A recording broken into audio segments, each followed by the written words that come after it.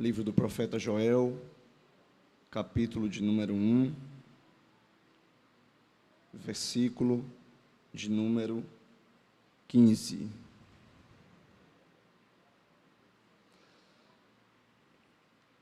Iremos ler a parte A apenas deste versículo, que diz: aquele dia, porque o dia do Senhor está perto. Quem diz amém, meus irmãos? Meus queridos, nós estamos diante do segundo livro dos 12, segundo a ordem do cânon sagrado, sendo o quarto da Septuaginta, ou da versão dos 70, é o livro do profeta Joel.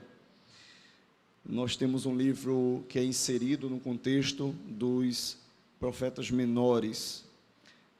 Falamos acerca da posição dele como sendo um dos 12, porque na cultura judaica o livro do profeta Joel é inserido nesse contexto. O livro dos profetas menores é chamado do livro dos 12. São a quantidade relacionada dos profetas menores do Antigo Testamento.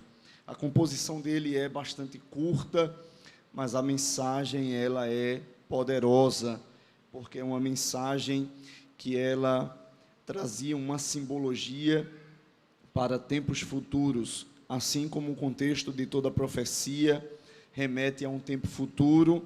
Joel profetizou em 2 tempos, em um tempo para os acontecimentos que seriam em dias próximos à sua existência e ao exercício de seu ministério, como também a dias longos, bastante futuros, que alcançam os nossos dias de hoje e também acontecerão nos próximos dias, acontecimentos futuros. É composto de 3 capítulos, 75 versículos, e a inscrição é feita por ele mesmo, Joel, o filho de Petuel, conforme está relacionado neste mesmo livro. Quando nós lemos a profecia de Joel, no capítulo 1 e o versículo 15, ela traz essa mensagem que é bastante forte e tem essa conotação para os acontecimentos futuros, que diz: aquele dia, porque o dia do Senhor está perto. É possível observar que Joel entendia, através da visão que Deus lhe dava, que estava próximo o dia do Senhor, acerca do juízo que ele traria sobre Israel, sobre a casa de Judá. Até porque Joel, ele exerceu seu ministério no Reino do Sul. Os irmãos sabem que Israel sofreu um processo de divisão de reino, onde repartiu-se em 2 partes, o Reino do Norte, tendo a capital Samaria, e o Reino do Sul, tendo como capital Judá. E foi justamente no Reino do Sul em que Joel exerce seu curto, mas bastante relevante ministério. Um certo escritor, falando acerca dessa profecia, ele diz que uma vez que Joel provavelmente foi o primeiro profeta a registrar seus oráculos por escrito, seu livro oferece uma compreensão valiosa da história da profecia, especialmente pelo fato de fornecer uma estrutura para tratar do fim dos tempos, seguida à risca ao longo de toda a escritura subsequente.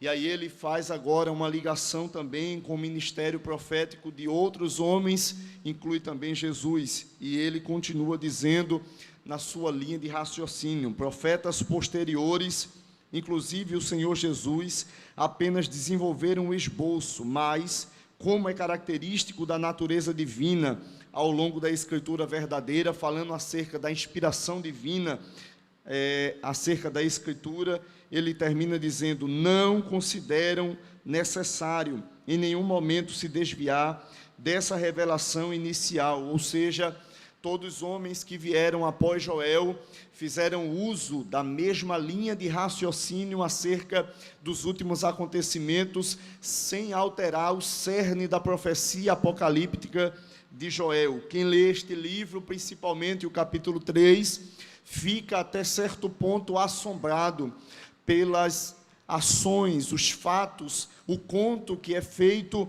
através da profecia de Joel dos últimos acontecimentos. Vale ainda destacar que o dia do Senhor, ele é um tema bastante recorrente nas Escrituras Sagradas. Vai se referir a um período especial de intervenção divina na história humana.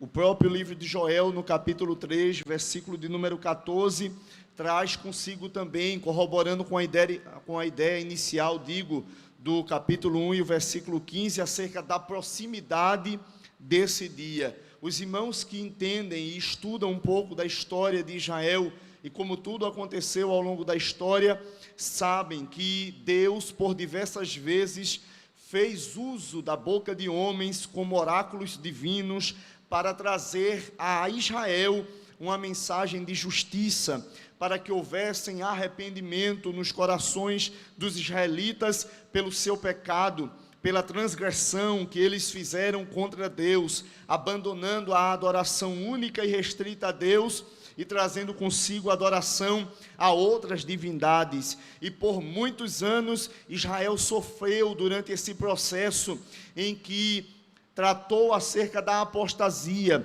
dando as costas para Deus. Isso é tão visível que no capítulo de número 1 da profecia de Isaías, o Senhor, ele fala acerca do seu sentimento de decepção, dizendo que o boi tinha a capacidade de conhecer a voz do seu possuidor, mas Israel, o seu povo, a nação escolhida por ele, já não mais conhecia a voz do Senhor Jesus. Deus estava decepcionado, Deus estava triste com a situação de Israel e fez uso desses homens como seus profetas para trazer a anunciação da justiça, a fim de que Israel caísse em si do seu pecado, se arrependesse e voltasse à adoração única e exclusiva para Deus. Mas o dia do Senhor não aparece apenas em Joel, como já falei aqui anteriormente. Em Isaías, capítulo de número 13, versículos 6 ao de número 9, Isaías vai profetizar acerca do dia do Senhor como um dia de ira e dia de julgamento. Sofonias, capítulo de número 1, versículos 14 ao de número 18, Sofonias descreve o dia do Senhor como sendo um dia de indignação e dias de trevas. Amós, capítulo de número 5, versículos 18 ao de número 20, o profeta Amós, ele adverte contra a falsa segurança, indicando que o dia do Senhor será um dia de escuridão, não de luz. 1 Tessalonicenses, capítulo de número 5, versículos de 2 a 3, o apóstolo Paulo, exortando a igreja tessalônica, ele fala acerca dos acontecimentos que iriam acontecer, ou seja, que iriam suceder ao dia do Senhor Jesus, a esse dia tão profetizado pelos profetas no Antigo Testamento. Segunda Epístola Universal do apóstolo Pedro, capítulo 3, versículo de número 10, o apóstolo também vai falar acerca do assombro e da terribilidade do dia do Senhor. O texto diz: mas o dia do Senhor virá como ladrão de noite, no qual os céus passarão com grande estrondo, e os elementos ardendo se desfarão, e a terra e as obras que nela há se queimarão. Assuntos que abordam a vinda do Senhor Jesus, tratando acerca do dia do Senhor, resultam, consequentemente, após o arrebatamento da igreja, ou seja, serão fatos que acontecerão após a igreja ser arrebatada e estaremos no céu com o Senhor Jesus, quando esses acontecimentos começarem a ser desenrolados aqui sobre a terra. Vale ainda destacar que os discípulos ficaram bastante curiosos acerca desse dia, do dia do Senhor. Se você abrir a sua Bíblia em Mateus capítulo 24, versículo 3, vai perceber que os discípulos questionam ao Senhor Jesus acerca desses últimos acontecimentos. como é natural dos sinóticos, isso também está registrado em Lucas, capítulo de número 21 e o versículo 7, e Marcos, capítulo de número 13 e o versículo de número 4. Mas, no tocante a essas perguntas, o texto diz que os discípulos, questionando ao Senhor Jesus, eles falam: dize-nos quando serão essas coisas, que sinal haverá acerca da tua vinda e do fim do mundo. Veja que os discípulos também estavam angustiados e ansiosos por saberem dos acontecimentos que iriam preceder a vinda do Senhor Jesus. Eles queriam ideias, eles queriam alguns fatos que eles pudessem enxergar que o dia do Senhor estaria próximo, para que eles pudessem estar prontos. De tal maneira que nós observamos que essa pergunta, essa indagação é sobre uma perspectiva escatológica, ou seja, dos últimos acontecimentos. Falando acerca disso, é possível destacar que David Hunt, ele fala que a profecia trata-se da anunciação de Deus acerca das coisas que não poderíamos saber de outra maneira, senão pela revelação divina. A profecia em si contém as predições de Deus, ou seja, as revelações que nos permitem saber o que vai acontecer. A habilidade de prever o futuro é declarada somente por Deus como sendo a maior prova de que Ele, e somente Ele, é o Deus que governa todas as coisas e tem tudo sob o controle das suas mãos. Você pode dizer amém por isto? E corroborando com esta ideia, o profeta Isaías, no capítulo 46, você pode acompanhar, versículos 9 e 10, o Senhor Deus registrou pela boca do profeta, e está aqui nas Escrituras Sagradas, o que Deus fala acerca dele mesmo, acerca da sua previsibilidade, acerca do futuro. Ele diz: lembrai-vos das coisas passadas desde a antiguidade, que eu sou Deus, e não há outro Deus, não há outro semelhante a mim, que anuncio o fim desde o princípio, e desde a antiguidade as coisas que não sucederam, que digo, o meu conselho será firme, e farei toda a minha vontade. Você pode levantar a sua mão e adorar a Jesus. Aleluia, glória a Deus. Quando os discípulos fazem esses questionamentos a Jesus, Jesus trata de respondê-los. Eles perguntam acerca dos sinais, e sinais vem do grego semeion, que significa marca, prova, indicação, aviso ou advertência.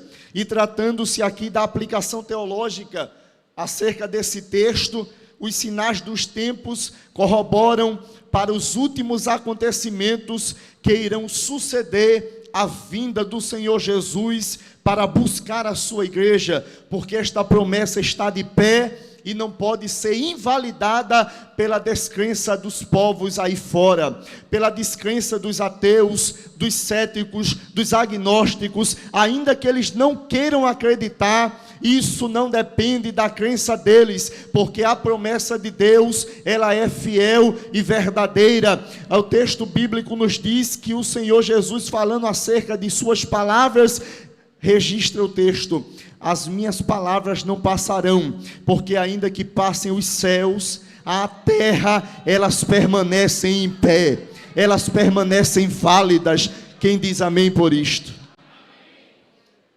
Glorificado seja o nome do Senhor Jesus.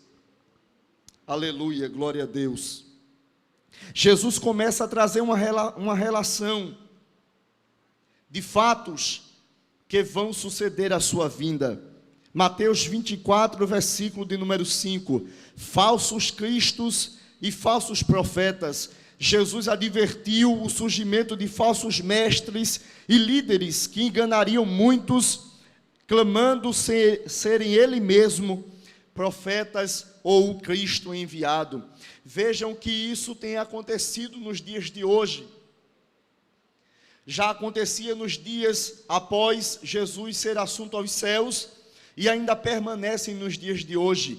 Muitos homens que se levantam aí, fora, dizendo que são profetas, que são homens de Deus, mas que nada mais são do que lobos enganadores, homens que fazem uso do evangelho para trazer dinheiro e enriquecimento a si mesmo.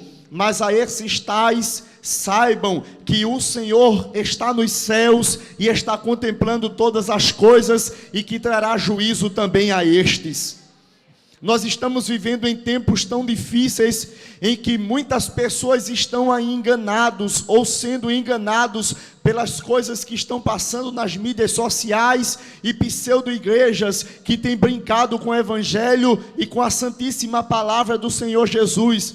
Mas o conselho bíblico para a igreja de Deus permanece o mesmo: acautelai-vos para que ninguém vos engane. Nós temos que ter cuidado, porque nos últimos dias o que não falta são falsos profetas, mas aqui na igreja a palavra é pregada e anunciada e serve como advertência para a igreja do Senhor Jesus, porque esses tais aí fora não têm compromisso com cada um de vocês, com cada um de nós, como sendo ovelhas do rebanho do Senhor Jesus, mas só querem ganhos financeiros. Mas o Senhor Jesus advertiu dizendo: nos últimos dias surgirão falsos profetas.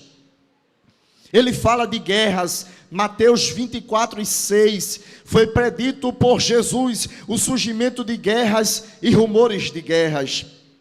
Também Jesus falou acerca de enfrentamento de nações contra nações. Mateus 24:7, Jesus anunciou fomes e pestes. Mateus 24:7, Jesus anunciou perseguição e ódio aos cristãos. Mateus 24:9, Jesus falou acerca da propagação global do Santíssimo Evangelho. Mateus 24:14, Jesus falou acerca da apostasia e frieza espiritual. Mateus 24:12, Jesus falou acerca do aumento da iniquidade. Mateus 24:12 também. Jesus falou acerca do sinal da abominação e da desolação, como sendo um marco que precederia a sua vinda. Mateus 24:15. Jesus também falou acerca de sinais cósmicos. Mateus 24:29.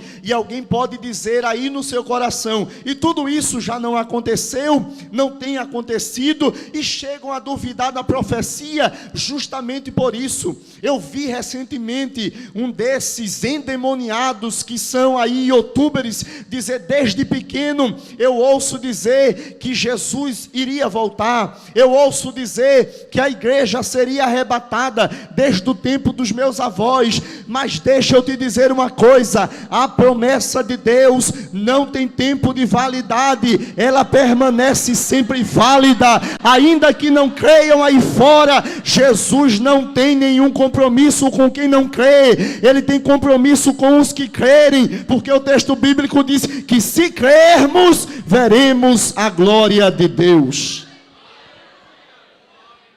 Aleluia, glória a Deus. Não sabem ele que essa pseudo-demora tratada por alguns é a complacência de Deus, é a benevolência de Deus, para que ninguém se perca, para que ninguém vá ser lançado ao inferno. Mas a misericórdia do Senhor está dispensada para a raça humana, e tudo está no tempo de Deus, sendo cumprido à risca, conforme as Escrituras já nos advertiam. Mas ouçam bem, meus irmãos, nesta noite, e caminhamos para o fim dessa reflexão.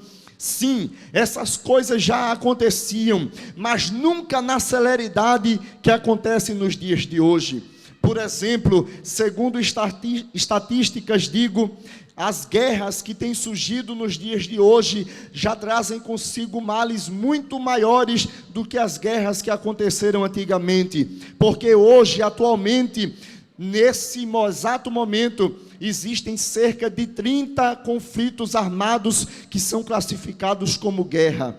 Esse século é tido como século do terror, tamanha violência tratada em muitos povos do que tem acontecido, levando à morte de muitos.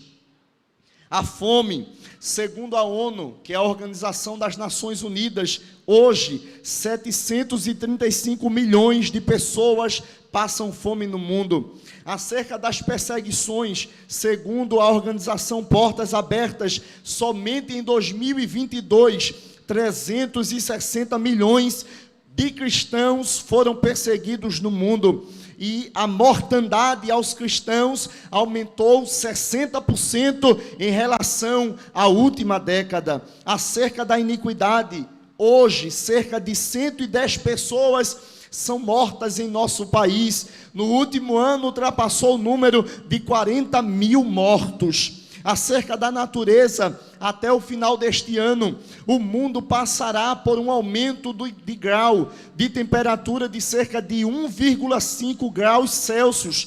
E pasmem, isso está previsto 10 anos futuros, mas está acontecendo 10 anos antes. Quem é que não tem percebido que as coisas estão cada vez se tornando pior? Quem é que não tem percebido que o clima está ficando cada vez mais diferente? Isso são as predições de Jesus se confirmando, e o relógio está beirando meia-noite. Jesus está próximo de voltar.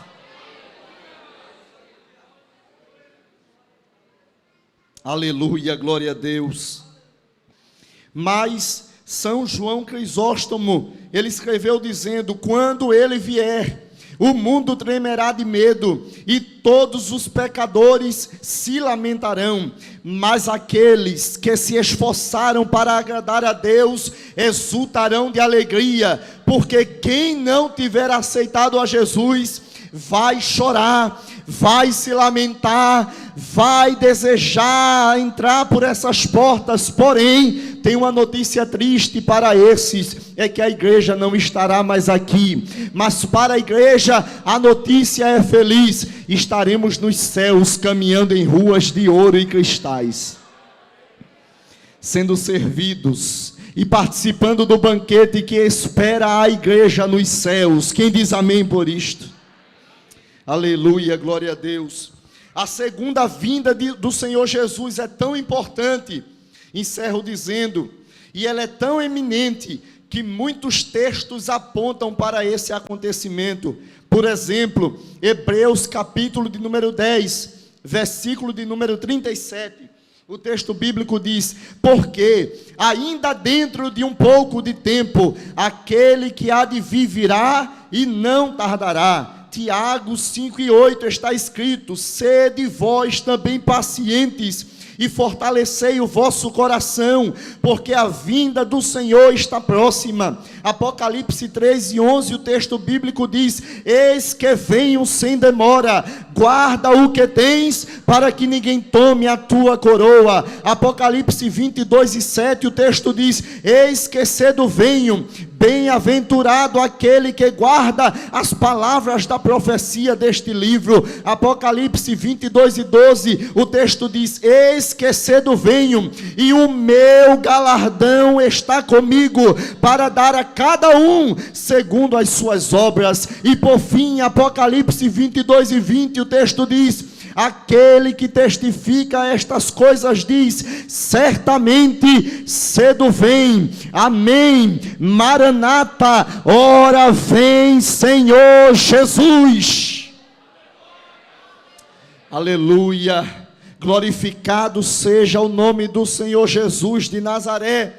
Ainda que não creiam, nós permanecemos crendo, e isso é tida como a bendita esperança da igreja. Por quê? Porque a nossa pátria não é aqui, nós esperamos ela lá nos céus, advindo a partir da vinda do Senhor Jesus. E é por isso que o que move o nosso coração não são as coisas terrenas, porque um dia tudo isso aqui findará, ficarão os bens, as riquezas, as conquistas, mas nós subiremos para o céu, para nos encontrarmos com o Senhor nas nuvens. Os mortos ressuscitarão primeiros, depois nós estaremos com eles e partiremos para a eternidade, numa transformação repentina divina, onde nosso corpo, que é corruptível, se revestirá da incorruptibilidade, o nosso corpo, que é mortal,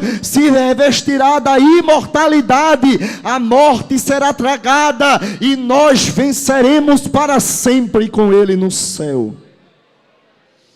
Glorificado seja o nome do Senhor Jesus. Essa é a bendita esperança da igreja. Não esmorecemos, irmãos. Não possamos ficar aqui nesta terra, não fiquemos detidos diante das muitas dificuldades e tribulações que assolam o nosso dia a dia. Anime-se, alegre-se, jubile o seu coração, porque Jesus virá e o sofrimento se acabará. O apóstolo Paulo, exortando aos irmãos, diz: porque a nossa leve e momentânea tribulação não se compara com o gozo e a glória que há reservado para cada um de nós quando adentrarmos as mansões celestiais. Será que você pode glorificar a Deus por isso? Aqui tem choro, aqui tem lágrima, aqui tem despedida na morte, mas no céu tudo isso findará e a alegria será constante com o Senhor. Glorificado seja o nome do Senhor Jesus. Glorificado seja o nome do Senhor Jesus. Isso é o motivo pelo qual todos nós estamos todos os dias permanecendo firmes em Jesus de Nazaré. Eu sei que não é fácil. Eu sei que muitas provações vêm, muitas circunstâncias adversas se levantam, tentando fazer você parar, você desistir na caminhada. Quantas investidas do maligno, quantos laços são armados pelo passarinheiro, que simboliza o inimigo, o adversário das nossas almas. Mas em meio a todas essas circunstâncias, a todos esses fatos, lembre-se, quando tudo aqui na terra estiver dizendo que não, olhe para o alto, porque o nosso Redentor está nos céus, e virá dos céus buscar a sua igreja. Vale a pena, irmão Everton, ser fiel? Vale a pena ser fiel, porque estamos aqui, e isso é a fidelidade de Deus que tem nos guardado. Por isso, perguntamos nesta noite, se você, amigo do Evangelho, que aqui está presente, quer se decidir para Jesus, quer tomar esta decisão que pode mudar o curso da tua história, da tua vida, aceitando a Jesus como único e suficiente Salvador da tua vida. Um dia esse acontecimento, ele será real, ele está predito pelo Senhor Jesus, que é fiel e verdadeiro em suas promessas. É por isso que a igreja está aqui nesta noite, adorando a Jesus e anunciando o Evangelho. Perguntamos nesta noite: aonde está a primeira vida feliz que quer aceitar a Jesus como seu único e suficiente Salvador? Venha para Jesus nesta noite. A oportunidade está franqueada, está concedida a você. Um dia essas portas estarão abertas, mas a porta da graça estará fechada. Um dia a arca estará fechada, e estará fechada pelo Senhor Jesus. Não adianta bater nas portas das igrejas, você não encontrará os crentes, eles estarão no céu com Jesus. Mas você ainda tem tempo de tomar esta decisão. Meu amigo, hoje tu tens a escolha a ser feita. A tua escolha pode mudar o teu futuro, vida ou morte. Qual delas tu vais aceitar? Sabendo que tuas decisões serão sucedidas das consequências. Mas se tu escolheres bem, tu irás para o céu com esta igreja. Que Deus abençoe em Cristo Jesus.